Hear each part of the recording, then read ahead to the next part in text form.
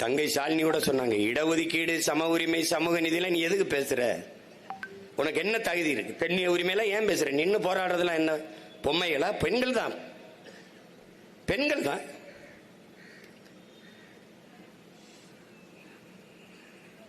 அதில் நிறைய பேர் கணவனை இழந்த கைம்பெண்கள்.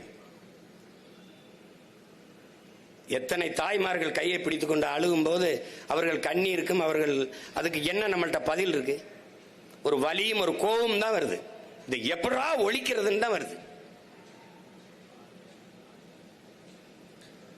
இந்த குப்பையை போட்டவன்லாம் எங்க இருக்கான்னு நினைக்கிற? மாடியில் இருக்கான். மாடியில் இருந்து குப்பையை கீழே போடுகிறவனும் அதை குனிந்து எடுத்து சுத்தம் பண்ணுகிறவனும் சமூகத்தில் சமநிலையில் இருக்கானா? நல்லா கொஞ்சம் பாருங்க. இடஒதுக்கீடு, இந்த இடப்பகிர்வு, இடஒதுக்கீடு என்கிற சொல்லே கூடாது. இடப்பகிர்வு, இடப்பங்கீடு, அதுவும் உரிய பங்கீடு. முதலாக சமபங்கு என்பதை சொல்லாதே. சமபங்கு என்பது எப்படி சரியாக இருக்கும்? மாடியில் இருந்து குப்பையை கீழே போடுகிற நீயும் குனிந்து எடுத்து சுத்தம் பண்ணுகிற நானும் ஒன்றா? ரெண்டு பேரும் சமமா? நீ மாளிகையிலே வாழ்கிறாய், நான் குடிசையிலே வாழ்கிறேன், மண் குடிசையிலே. ரெண்டு பேரும் சமமா? சமமா?